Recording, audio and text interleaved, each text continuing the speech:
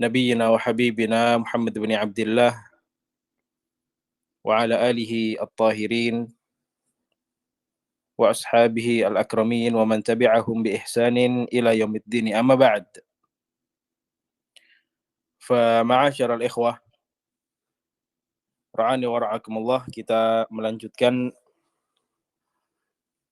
pembahasan kita dari karya Al-Imam Al-Hafidh Al-Qadhi Abu Syuja' rahimahullahu ta'ala di dalam matan fikih beliau yang ma'ruf dengan nama matan Abi Syuja' rahimahullahu ta'ala, yang mana alhamdulillah di pertemuan yang terakhir kita telah membahas hal-hal yang terkait dengan hari-hari yang diharamkan oleh Allah Subhanahu wa taala dan Rasulnya alaihi salatu wassalam untuk seorang muslim melakukan ibadah puasa. Yang kesimpulannya apa yang dinukilkan oleh Al-Matin rahimahullahu taala ada 5 hari. Itu yang pertama, yaitu 2 hari raya Id ditambah dengan 3 hari tasyrik. Demikian pula dari penjelasan yang telah kita sebutkan, ada beberapa tambahan yang mana para ulama al-fuqaha pun menyatakan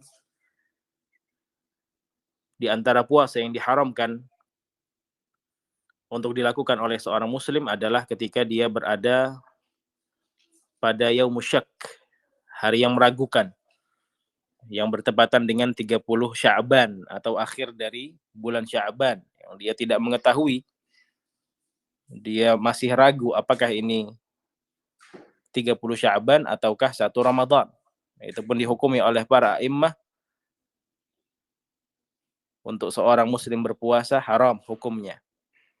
Demikian pula puasanya seorang al-mar'ah, puasanya seorang istri tanpa izin yang diberikan oleh suaminya, yang telah kita bahas di pertemuan yang lalu. Ikhwati fillah rahimakumullah, demikian pula kita telah masuk kepada pembahasan terkait dengan kafarah, khususnya apabila seorang melakukan al-wata' ataukah al-jima' fi nahari Ramadan amdan, atau yang dibahasakan oleh Al-Matin rahimahullah amidan, dia sengaja melakukan hubungan antara suami dengan istri di siang hari bulan Ramadan. Maka apa yang disimpulkan oleh Al-Matin rahimahullah adalah ketika orang tersebut sengaja melakukannya, maka dia wajib untuk mengqadha, yakni mengganti puasa pada hari tersebut yang telah batal. Demikian pula ada kewajiban yang kedua, yaitu menebus dosanya dengan melakukan al-kaffarah. Yang mana tingkatan-tingkatan al-kaffarah, yang pertama adalah membebaskan seorang budak. Apabila dia tidak menemukannya, tidak mampu juga untuk membebaskannya, maka dia wajib untuk mengerjakan puasa 2 bulan berturut-turut mutatabi'ain. Namun apabila dia pun tidak sanggup untuk melakukan kafarah jenis yang kedua ini, dia diwajibkan oleh syariat Islam untuk memberi makan 60 orang miskin,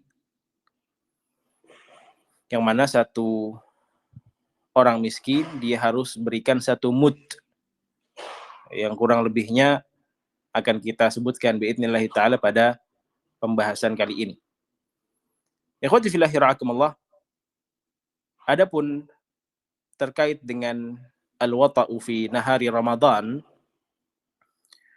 maka disebutkan oleh para fuqaha di sana ada beberapa persyaratan kapan seorang harus menebus dosa besarnya tersebut dengan melakukan kafarah. Artinya tidak semua keadaan al-wata' fi nahari Ramadan atau al-jima' fi nahari Ramadan langsung dihukumi dia harus membayar kafarah. Dia harus menebus dosanya tersebut dengan melakukan kafarah. Apakah tingkatan yang kedua ataukah yang ketiga? Apakah dia berpuasa 2 bulan berturut-turut atau memberi makan 60 orang miskin? Ternyata dibahas oleh para fuqaha tidak langsung seperti itu. Ada beberapa persyaratan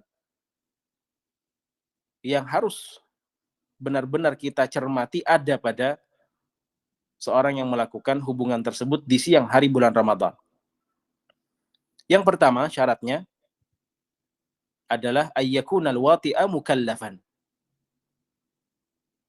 Seorang laki-laki, seorang muslim yang melakukan hubungan tersebut, dia adalah seorang yang mukallaf. Apa maksudnya mukallaf? Balighan aqilan. Dia seorang yang baligh dan dia seorang yang berakal. Artinya bukan seorang yang hilang akalnya, orang yang kurang akalnya, atau yang semisal itu. Maka syarat at-taklif harus benar-benar terpenuhi. Kemudian syarat yang kedua, ayyakunal wati'a amidan.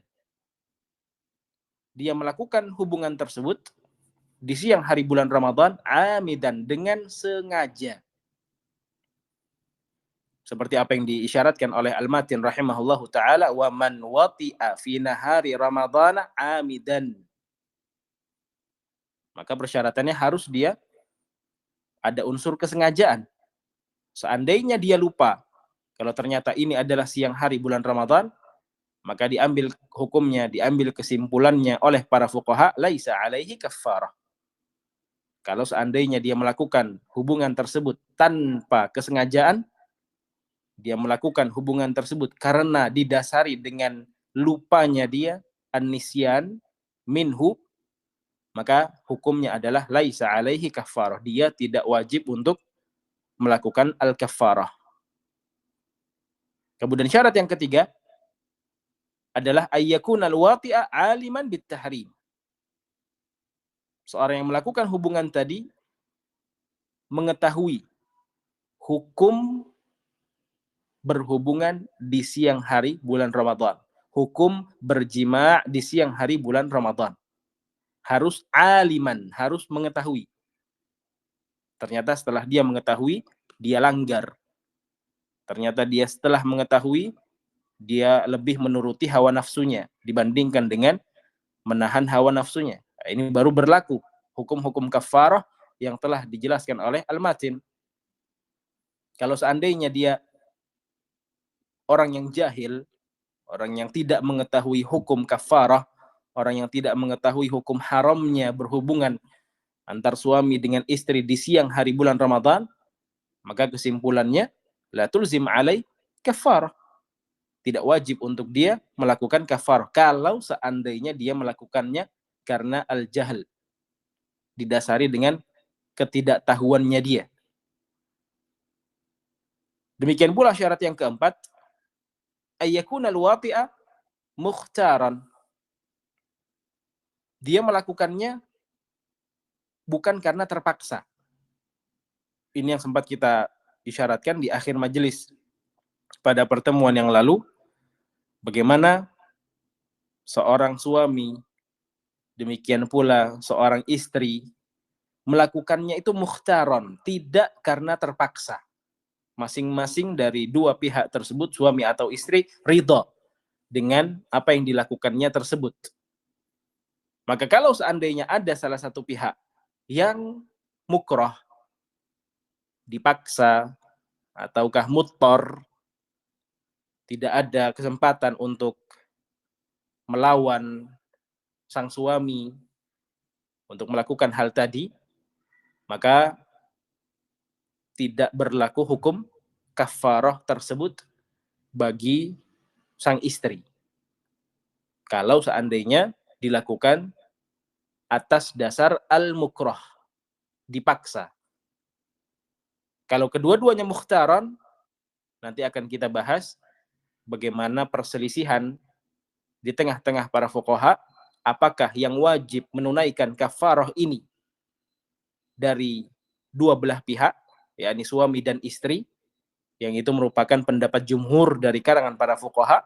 Suaminya harus membayar kafarah, demikian pula istrinya pun harus melakukan kafarah tadi. Tapi di sana ada pendapat dari Al-Imam Syafi'i rahimahullahu taala yang ternyata menyatakan bahwa yang wajib membayar atau melakukan tahapan-tahapan dari kafarah tersebut hanyalah sang suami. Walaupun sang istri juga ridha melakukan hal tadi, tidak dalam kondisi terpaksa. Insyaallah akan datang pembahasannya. Maka syarat yang keempat, ayyakunal wati'a mukhtaran, harus terpenuhi. Melakukan hal tadi, al-wata' atau al-jima' tanpa ada unsur paksaan. Berarti kalau ada yang terpaksa, kalau ada yang dipaksa, maka tidak berlaku hukum kafarah tadi. Syarat yang kelima, ayyakunal wati'a athiman bil wat'i. Seorang yang melakukan hubungan tadi memang berhak untuk mendapatkan dosa dengan hubungan tersebut, dengan jima' di siang hari bulan Ramadan. Maksudnya apa? Dia memang berhak mendapatkan dosa dari hubungan tersebut. Karena hubungan suami istri ini pada hukum asalnya adalah sesuatu yang halal. Bahkan memang dihalalkan atas nama Allah Subhanahu wa taala, didasari dengan nama Allah Jalla wa ala. Ketika seorang suami melakukan akad nikah, mengambil akdun nikah dengan sang istri. Hukum asalnya hubungan antara mereka berdua adalah sesuatu yang halal. Namun ketika dilakukan di siang hari bulan Ramadan, itu adalah sebuah dosa besar. Artinya apa? Di sana ada kondisi-kondisi yang hubungan al-wata'u tadi atau al-jima' ma baina zaujain, azzakumullah, itu tidak menjadi dosa. Contoh misalkan di siang hari bulan Ramadan, namun kondisi sepasang suami istri tadi dalam keadaan musafir. Dalam keadaan sedang melakukan safar. Kalau seorang yang melakukan safar otomatis kan mendapatkan rukhsah. Ada keringanan untuk mereka berbuka, tidak berpuasa di hari tersebut karena sedang melakukan safar tadi. Ketika mereka berdua sedang safar, kemudian melakukan apa yang dilakukan oleh suami istri, maka tidak masuk ke dalam hukum al-kaffarah. Karena hukum asalnya boleh. Tidak seperti seorang yang mukim, yang tidak memiliki uzur apa-apa dalam berbuka, tidak memiliki uzur apa-apa dalam tidak berpuasa. Nah, dia melakukan hal tersebut didasari dengan al-ithm, didasari dengan dosa. Namun lebih besar lagi dosanya ketika sepasang suami istri tadi sengaja melakukan safar untuk, na'udzubillah min dzalik, melakukan apa yang ingin mereka lakukan dari al-wata' tersebut. Wah, ini dosanya berlipat ganda, artinya mengakali apa yang telah diharamkan oleh Allah Subhanahu wa taala. Kita tidak berbicara akan hal tersebut. Tapi memang seandainya satu Ramadan ada sepasang suami istri yang sedang safar di luar kampung halamannya, di luar tempat mukimnya mereka, maka di saat tersebut mereka memiliki rukhsah dari Allah Subhanahu wa taala untuk tidak berpuasa, maka ketika hubungan tersebut terjadi, tidak ada hukum kafarah padanya. Kemudian syarat yang berikutnya pula yang disebutkan oleh para fuqaha hafizahumullah wa ra'ahum, demikian pula alaihim rahmatullah, ayyakuna al-wati'a ahlan lis-shaumi baqiyatal yaum. Yang mana seorang yang melakukan hubungan tadi adalah orang yang memang diwajibkan oleh Allah Subhanahu wa taala untuk berpuasa. Yang melakukan hubungan tersebut apakah suami ataukah istrinya adalah orang yang memang diwajibkan oleh Allah Subhanahu wa taala untuk berpuasa.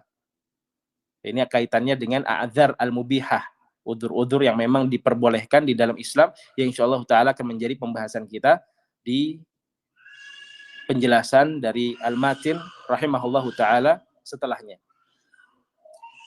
Ikhwati fillah yarakumullah, inilah beberapa persyaratan terkait dengan hukum kafarah yang memang harus terpenuhi dahulu, sehingga kafarah tersebut apakah berpuasa 2 bulan berturut-turut ataukah memberi makan 60 orang fakir miskin menjadi satu hal yang wajib dilakukan apakah oleh seorang suami ataukah seorang istri. Ikhwati fillah yarakumullah, maka ketika suami dan istri tadi melakukan satu hubungan di siang hari bulan Ramadan dan terpenuhi syarat-syaratnya, mereka mengetahui tapi tetap mereka langgar, mereka orang yang mukallaf, demikian pula mereka sengaja melakukannya dan mereka tidak terpaksa untuk melakukan hal itu dalam keadaan mukim, bukan dalam keadaan musafir. Datanglah satu pembahasan di tengah-tengah para fuqaha, apakah yang wajib untuk memberikan atau menunaikan kafarah tersebut hanyalah suami ataukah istrinya saja? Apakah suami atau istrinya saja? Maka jumhur para fuqaha seperti yang sudah ana isyaratkan tadi, mayoritas para ulama al-fuqaha dari kalangan a'immah al-madzahib menyatakan bahwasanya yang wajib untuk menunaikan kafarahnya adalah dua belah pihak, yaitu suami dan istrinya. Suami dan istrinya, dua belah pihak. Selama persyaratannya terpenuhi yang tadi sudah kita jelaskan. Itu jumhur dari kalangan para fuqaha. Berbeda dengan pendapat al-Imam Syafi'i rahimahullahu ta'ala. Pendapat al-Imam Syafi'i rahimahullahu ta'ala menyatakan bahwa yang terkait dengan hal ini, yang wajib untuk menunaikan kafarah hanyalah suaminya saja. Hanyalah suaminya saja. Kenapa? Berdasarkan hadis yang telah kita bahas kemarin.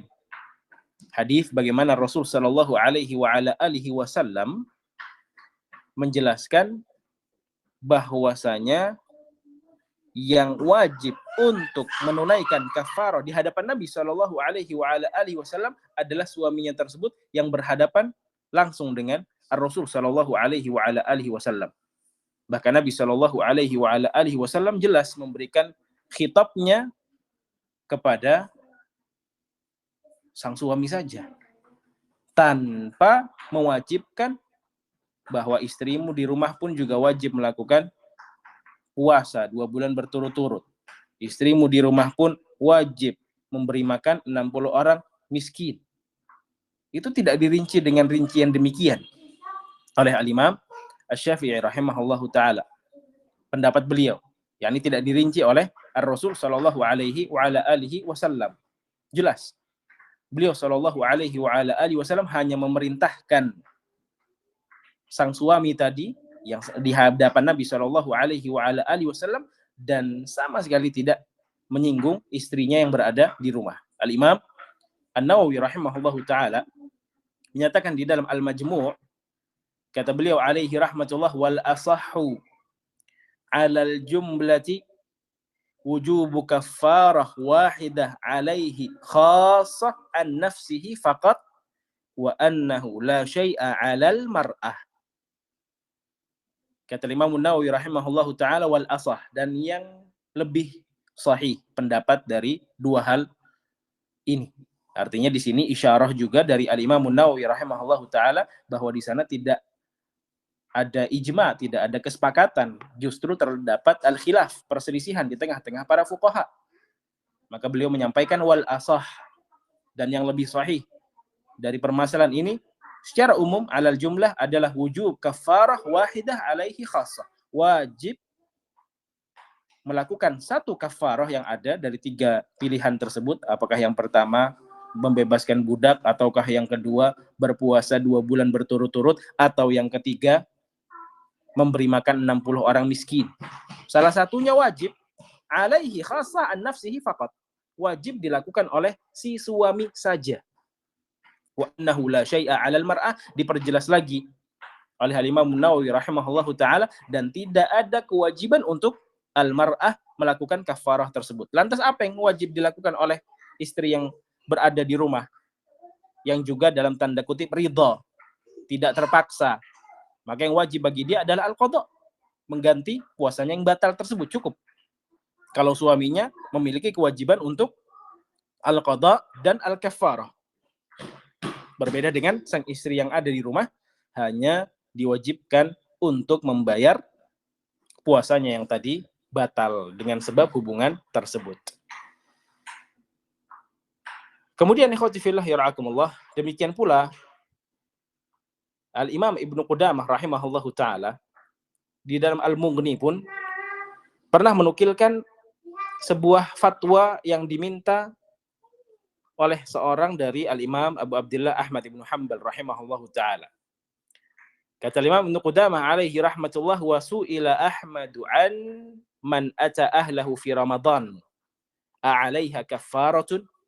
Al-Imam Ahmad alaihi rahmatullah ditanya terkait dengan seorang istri yang melakukan hubungan dengan suaminya di siang hari bulan Ramadan. Apakah istri tadi memiliki kewajiban untuk melakukan kafarah? Maka Imam Ahmad rahimahullah mengatakan, ma sami'na anna alam ra'ati, ma sami'na anna, ma sami'na, kami tidak pernah mendengar, anna alam ra'atin kafaratun. Kami tidak pernah mendengar, kata Imam Ahmad rahimahullahu taala, bahwasanya ada yang mewajibkan seorang wanita untuk melakukan kafarahnya. Untuk melakukan kafarahnya. Sehingga Imam Ahmad alaihi rahmatullah pun satu riwayat dari beliau menyatakan bahwa seorang imra'ah, seorang istri, seorang wanita yang melakukan hubungan tersebut, yang wajib baginya adalah al-qadha, hanya mengganti puasa yang ada, bukan membayar kafarah. Adapun membayar kafarah merupakan kewajiban dari Allah Subhanahu wa taala kepada suami tersebut yang melakukannya. Adapun pendapat yang pertama, ikhwati fillah yara'akumullah, yang kita nukilkan tadi dari jumhur para fuqaha, tentunya mereka melandasi ucapan tersebut dengan dalil-dalil yang umum ketika memang tidak ada perbedaan hukum antara seorang laki-laki dengan seorang wanita di dalam melakukan sebuah pelanggaran syariat. Maka mereka mengambil sebuah kesimpulan ketika seorang wanita pun melakukan hal yang sama, maka seorang wanita tadi juga memiliki kewajiban untuk kafarah, bukan hanya sekedar al-qadha. Kenapa? Kafarah juga wajib untuk dilakukan oleh seorang wanita atau istri tersebut. Yang pertama, kiasan 'ala rajul. Dikiaskan, dianalogikan sama seperti seorang laki-laki, dan ahkam syar'iyyah ini sama antara laki-laki dengan wanita dalam hukum syar'i. Ketika seorang laki-laki wajib untuk melakukan ibadah sholat 5 waktu, maka wanita pun diwajibkan melakukan sholat 5 waktu. Ketika laki-laki diwajibkan berpuasa Ramadan, maka wanita pun diwajibkan pula untuk berpuasa Ramadan, dan yang seterusnya dari ahkam syar'iyyah yang juga mengambil hukum wajib, tidak ada perbedaan antara laki-laki dengan wanita. Ini terkait dengan dalil yang dipakai oleh mereka jumhur para al-fuqaha. Al-Imam Abu Hanifah rahimahullahu taala secara khusus dinukilkan oleh Al-Imam Az-Zailai, demikian pula Al-Imam Al-Kasani di dalam Bada'i As-Sana'i menukilkan hal tersebut, demikian pula dari kalangan madhab al-Malikiyah dari Al-Imam As-Sahnun juga menukilkan hal yang sama, artinya wanita tadi wajib untuk mengqadha dan kafarah. Dan sebahagian riwayat dari Al-Imam Ahmad alaihi rahmatullah seperti dinukilkan oleh Al-Imam Al-Bahuti, demikian pula sebahagian pendapat dari Al-Imam Asy-Syafi'i rahimahullahu taala. Maka dari sini kita bisa mengambil sebuah kesimpulan, walaupun jumhur memiliki pendapat yang berbeda dengan qaul inda Syafi'i wa qaul inda Ahmad, maka nadur haitsu madar alaihi al-hadis. Bagaimana hadis Nabi sallallahu alaihi wa ala alihi wasallam menjelaskan hukum yang berbeda dengan pendapat jumhur. Bahkan riwayat dari Al-Imam Ahmad, riwayat dari Al-Imam Syafi'i yang menyelisihi ucapan atau pendapat jumhur dihukumi oleh sebahagian para al-fuqaha adalah pendapat yang lebih kuat. Pendapat yang rajih, pendapat yang asah, seperti apa yang dinukilkan oleh Al-Imam An-Nawawi rahimahullahu taala, pendapat yang lebih sahih. Ikhwati fillah yarhakumullah, sehingga kesimpulannya ketika seorang laki-laki melakukan al-wata'u atau al-jima'u fi nahari Ramadan, kewajiban dia yang pertama adalah membayar puasa yang dinamakan dengan al-qada, demikian pula al-kafarah. Adapun seorang wanita yang melakukan hal yang sama dengan syarat-syarat yang sudah kita bacakan tadi, yang wajib bagi dia tidaklah kafarah, akan tetapi hanyalah al-qada, yaitu mengganti puasa yang batal karena dosa besar tersebut. Ikhwati fillah yarhakumullah, ada beberapa permasalahan terkait dengan masalah ini. Ada beberapa permasalahan terkait dengan pembahasan ini, yaitu apabila seorang laki-laki mendatangi istrinya akthar min marrah, lebih dari satu kali, fi yaumin wahid, di hari yang sama, di siang hari bulan Ramadan, artinya al-wat' tersebut, al-jima' tersebut dilakukan beberapa kali. Maka para fuqaha mengambil kesimpulan fal kafaratu wahidatun faqat, kafarahnya hanya satu kali, artinya tidak satu kali jima' dia harus bayar kafarah, yang kedua di hari yang sama dia harus bayar kafarah lagi, tidak. Misalkan dia mengambil kafarah dengan opsi yang kedua, yaitu berpuasa 2 bulan berturut-turut. Siang hari bulan Ramadan, di waktu duha misalkan, dia berhubungan dengan istrinya. Dalam kondisi dia alim, mengetahui hukum haramnya. Dalam kondisi amidan, dia sengaja. Ternyata terulang lagi, ba'da zuhur, hubungan tersebut, wata' tersebut, al-jima' tersebut.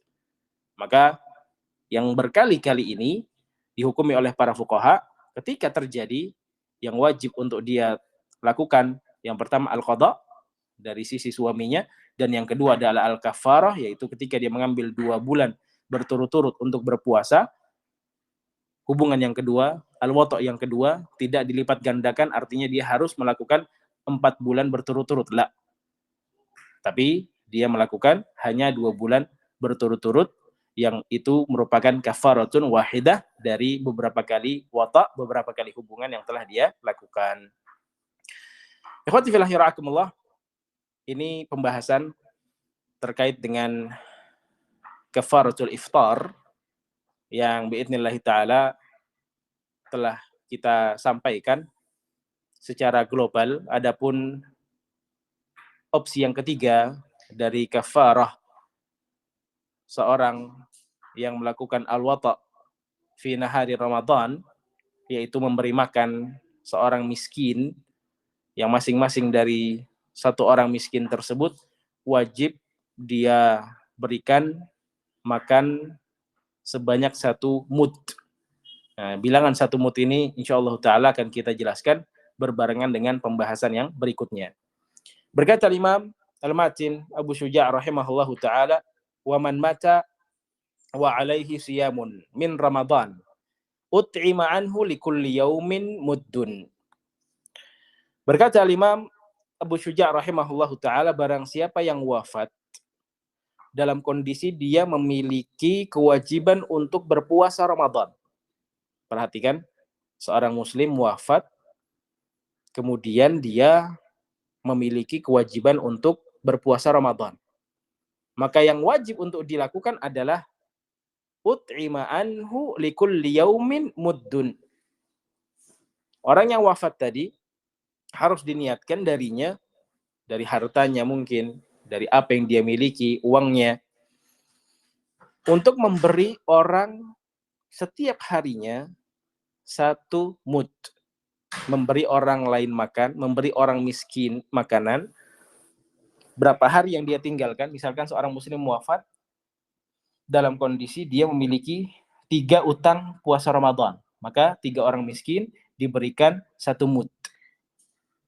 Ini yang akan kita bahas terkait dengan al-a'dzar al-mubihah lil fitri. Udzur-udzur yang dibolehkan oleh syariat Islam untuk seorang itu berbuka. Ikhwati fillah yarhakumullah, terkait dengan pembahasan yang pertama ini, seorang yang wafat dalam kondisi dia memiliki hutang puasa, itu tidak akan keluar kecuali dari 2 keadaan.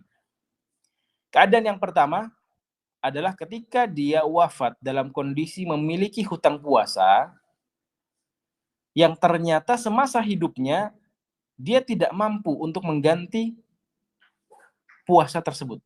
Tidak mampu dia untuk berpuasa. Karena sakitnya, karena usianya, karena banyak faktor. Dia tidak mampu untuk mengganti, membayar hutang puasa tersebut. Karena sakitnya muzmin. Terus, tidak mungkin dia mengganti puasanya tadi. Artinya apa? Ada hukum al-ajiz di sana. Kelemahan dia. Maka kalau kondisi yang pertama ini, maka seorang yang wafat tadi dengan meninggalkan hutang puasa dalam kondisi tidak mampu, laisa alaihi syai' kata para fuqaha. Dia tidak ada kewajiban apapun. Tidak perlu dia untuk dibayarkan puasanya dengan memberi makan fidyatu ta'ami miskin. Tidak perlu juga ada wali-walinya yang berpuasa untuknya. Kalau keadaannya ketika dia hidup tidak mampu untuk berpuasa. Ini yang penting untuk kita catat dan fahami bersama. Keadaan yang kedua adalah ketika seorang wafat dalam kondisi dia memiliki hutang puasa dan mampu sebenarnya dia untuk mengganti puasanya tersebut. Dia mampu untuk mengganti puasanya tersebut, tapi karena kelalaiannya dia, karena kemalasannya dia, karena ini dan itu akhirnya tidak terbayarkan, ternyata maut lebih dahulu menjemput dia. Kalau keadaan yang kedua ini, artinya kan at-tafrid minhu, kesalahan, kelalaian dari orang tersebut. Maka jenis yang kedua ini, dia memiliki dua kewajiban. Atau dua opsi lebih tepatnya. Dia memiliki dua opsi, dua pilihan. Yang pertama, dan ini yang lebih utama, yang lebih afdol, yaitu ketika kerabat-kerabatnya berpuasa untuknya. Menggantikan puasanya. Kerabat-kerabatnya berpuasa untuk dia. Yang telah memiliki hutang puasa tadi. Yang telah melakukan tafrid di dalam amalan ibadah puasanya. Sesuai dengan hadis yang diriwayatkan oleh Imam Tirmidzi rahimahullahu taala, man mata wa alaihi siyamun sama anhu waliyuhu. Barang siapa yang wafat dalam kondisi dia memiliki hutang puasa, maka yang lebih utama, yang lebih afdal adalah ketika walinya, kerabat-kerabatnya, orang-orang dekatnya berpuasa untuknya, membayarkan hutang yang dimiliki oleh si fulan yang mati tadi, yang baru wafat tadi. Ini opsi yang pertama, pilihan yang pertama. Pilihan yang kedua, boleh juga untuk dia, atau boleh juga untuk kerabat-kerabatnya, orang-orang yang berada di sekitarnya, memberi makan berapa jumlah hutang puasa yang dia miliki. Misalkan dia memiliki 10 hutang puasa. Maka dari 10 itu disetarakan 10 orang miskin yang harus diberi makan. Satu orang miskin harus mendapatkan 1 mud. 1 mud ini dijelaskan oleh para fuqaha berapa? Kurang lebih 600 gram. Kurang lebih 600 gram. Berarti setengah kilo lebih nasi. Intinya kata para fuqaha adalah makanan yang mengenyangkan seorang miskin tersebut.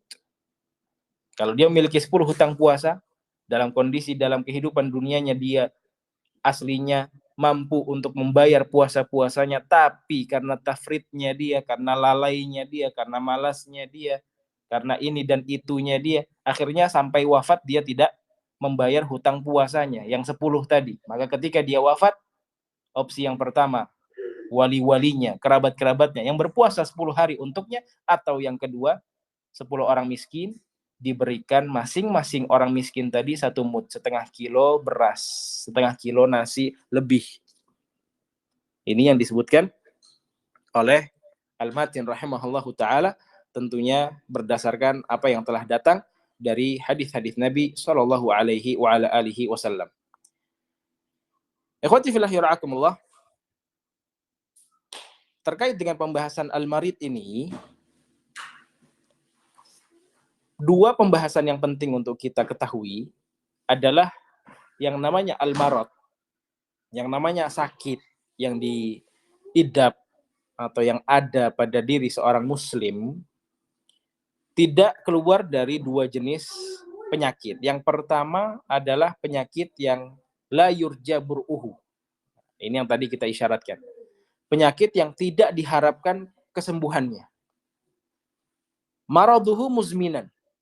Sakitnya itu, jenis penyakitnya adalah penyakit yang seakan-akan sudah ada hukum dari orang-orang medis, dari para dokter dan yang semisal mereka, bahwa ini adalah penyakit seumur hidup. Penyakit seumur hidup. Dalam kondisi dia masih hidup. Tapi penyakitnya ini yang menghalangi dia untuk berpuasa. Penyakitnya ini yang menghalangi dia untuk berpuasa. Ini kita masuk kepada uzur yang pertama. Uzur yang memang dibolehkan oleh syariat Islam. Berdasarkan apa yang telah difirmankan oleh Allah Subhanahu wa taala nanti dari dalam surah Al-Baqarah. Maka jenis yang pertama ini, sakit yang la yurja bur'uhu, sakit yang sudah tidak diharapkan lagi kesembuhannya. Semisal ada dari kalangan kerabat kita yang kena penyakit stroke. Penyakit stroke ini artinya penyakit yang sudah tidak bisa lagi disembuhkan sampai seumur hidupnya. Penyakit itu akan terus ada pada dirinya. Maka jumhur para fuqaha, bahkan disebutkan ijma' dari kalangan madzahibil fiqhiyah arba'ah, sepakat. 4 imam madhab bersepakat dari kalangan Al-Hanafiyah, Al-Malikiyah, Al-Syafi'iyah, Al-Hanabilah. Bahkan ini adalah ucapan mayoritas dari kalangan ulama a'immah al-fuqaha.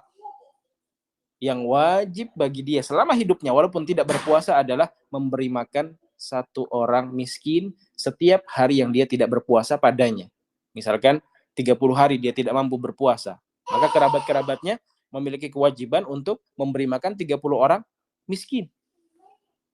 Teknisnya seperti apa? Caranya seperti apa? Boleh setiap hari 1 orang miskin dicicil, perharinya 1 orang miskin, atau boleh juga nanti ketika selesai Ramadan 30 orang miskin diundang atau diberikan makanan dengan jumlah yang 30 orang tadi. Boleh. Ini disebutkan sebagai ittifaq dari a'immah al-madzahib al-fiqhiyah al-arba'ah. Mereka semua bersepakat akan hal tersebut. Apa dalilnya mereka? Firman Allah Subhanahu wa taala, wa 'alal ladzina yutiqunahu fidyatun ta'amu miskin. Dan orang-orang yang tidak mampu untuk berpuasa, yakni berpuasa wajib di bulan Ramadan, adalah membayar fidyah, memberi makan orang miskin, yang itu disebut dengan fidyatu ta'amu miskin. Wa 'alal ladzina yutiqunahu fidyatun ta'amu miskin. Ini uzur yang pertama. Kemudian ikhwati fillah yara'akumullah, uzur yang kedua masih masuk dalam pembahasan ini, yaitu seorang yang memiliki penyakit maradun tapi yurja bur'uhu. Yurja bur'uhu. Penyakit yang masih diharapkan kesembuhannya. Tenaga medis pun masih mengambil sebuah kesimpulan bahwa 2 bulan, 3 bulan ketika kami rawat akan ada keadaan yang membaik, akan sembuh, dan yang seterusnya. Kalau kondisinya yang kedua ini, maka ketika masa sakitnya dan dia tidak berpuasa, tidak dianjurkan atau bahkan tidak disarankan untuk membayar fidyah. Kenapa? Karena masih ada harapan untuk kesembuhan di tahun-tahun yang mendatang. Maka yang wajib bagi dia ketika dia sudah sembuh nanti, idza syufiya, apabila dia sudah sembuh dari penyakitnya tersebut, yang wajib baginya adalah al-qadha, mengganti apa yang dia miliki dari hutang-hutang puasa. Sesuai dengan apa yang Allah Subhanahu wa taala firmankan, "Faman kana minkum maridan aw 'ala safarin fa'iddatun min ayyamin ukhar." Barang siapa di antara kalian yang sedang sakit atau sedang dalam keadaan safar. Nanti safar akan datang sendiri pembahasannya, fa'iddatun min ayyamin ukhar. Biidznillah taala, maka wajib bagi dia untuk mengganti di hari yang lain. Fa'iddatun min ayyamin ukhar. Disebutkan oleh sebahagian para fuqaha bahwa iddatun min ayyamin ukhar merupakan dalil ala wujubil qada alaihi idza syufiya. Firman Allah Subhanahu wa taala, wajib bagi dia untuk mengganti di hari yang lain. Ini merupakan dalil wajibnya dia mengganti hutang puasanya idza syufiya, apabila nanti dia sembuh. Ini yang harus penting untuk kita catat. Harus untuk kita fahami. Idza syufiya, kalau seandainya dia sembuh, wajib untuk mengqadha. Jadi di masa-masa sakitnya nggak boleh dia membayar fidyah. Kenapa? Karena kata dokter, insya Allah tahun depan ini orang sembuh. Dengan perawatan-perawatan yang ada, dengan obat-obat yang dikonsumsi, dan yang seterusnya. Nggak boleh dia di masa sakitnya tersebut, dia membayar fidyah, memberi satu orang miskin. Ini keadaan yang kedua. Kalau yang pertama tadi kan sudah jelas. Nah, keadaan yang pertama tadi, ketika seorang wafat dalam keadaan seperti itu, maka tidak wajib. Dia orang yang lemah, nggak sama sekali. Jadi semasa hidupnya, ketika dia masih hidup, ketika hayat masih dikandung badan, dia tidak mampu untuk berpuasa, di masa hidupnya dibayarkan. Puasanya diganti puasanya dengan memberi makan satu orang miskin.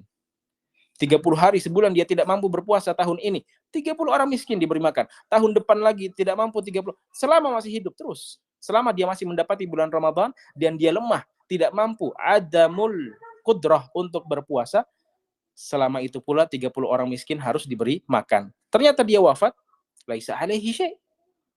Enggak ada kewajiban lagi untuk memberi makan, dia sudah wafat. Nah, berbeda dengan kondisi yang kedua, sakitnya tadi ada harapan untuk sembuh, maka ketika dia sembuh, wajib untuk mengganti. Dan masa-masa sakitnya sama sekali tidak boleh untuk dia mengganti dengan fidyatu ta'am miskin. Biarkan dia tidak berpuasa, sama seperti orang yang sedang melakukan safar, biarkan di masa safarnya dia tidak berpuasa, tapi nanti ketika dia sudah mukim, maka wajib untuk dia mengganti puasa yang tidak dia lakukan tersebut. Ikhwati fillah yara'akumullah, terkait dengan sakit yang masih diharapkan kesembuhannya ini, yang telah tadi disebutkan beberapa penjelasan dari para fuqaha, ada pula ijma', kesepakatan dari Al-Imam Ibnu Hazm alaihi rahmatullah, yang beliau nukilkan terkait dengan pembahasan seorang yang sakit, yang masih diharapkan kesembuhannya, itu yang wajib adalah mengqadha, bukan membayar fidyah. Kata Imam Ibnu Hazm alaihi rahmatullah, wattafaqu anna man aftara fi safarin aw maradin fa alaihi qada'u ayyamin adadi ma aftar ma lam ya'ti alaihi Ramadan akhar. Kata Imam Ibnu Hazm alaihi rahmatullah, para fuqaha bersepakat, barang siapa yang berbuka puasa, barang siapa yang tidak berpuasa disebabkan karena uzur safar atau uzur sakitnya, maka yang wajib bagi dia adalah mengganti hari-hari yang dia tidak berpuasa padanya selama tidak datang Ramadan yang berikutnya. Jadi 1 tahun diberikan sebuah kelonggaran. Demikian pula Imam Ibn Rushd rahimahullahu ta'ala menyatakan, wa amma hukmul musafiri idza aftar fahuwal qada'u bittifaq wa kadzalikal marid. Liqaulihi ta'ala fa'iddatun min ayyamin ukhar. Dalam Al-Bidayah, yani Bidayatul Mujtahid, kata Ibn Rushd rahimahullahu ta'ala, adapun seorang yang musafir, kemudian dia berbuka, dengan uzur safarnya tersebut dia berbuka, maka yang wajib bagi dia adalah mengqadha, mengganti puasanya bittifaq, dengan kesepakatan para fuqaha. Demikian pula orang yang sakit. Demikian pula hukumnya orang yang sakit, yang wajib bagi dia adalah al-qadha bil ittifaq, mengganti puasanya dengan kesepakatan para fuqaha berdasarkan firman Allah Subhanahu wa taala, fa'iddatun min ayyamin ukhar. Demikian pula Imam Ibnu Qudamah rahimahullahu taala di dalam Al-Mughni mengatakan, wa yulzamul musafir wal haid wal marid al-qadha idza aftaru bi ghairi khilafin. Yang wajib bagi seorang musafir, yang wajib bagi seorang yang mengalami masa haid, seorang wanita khususnya, yang wajib bagi seorang yang sakit.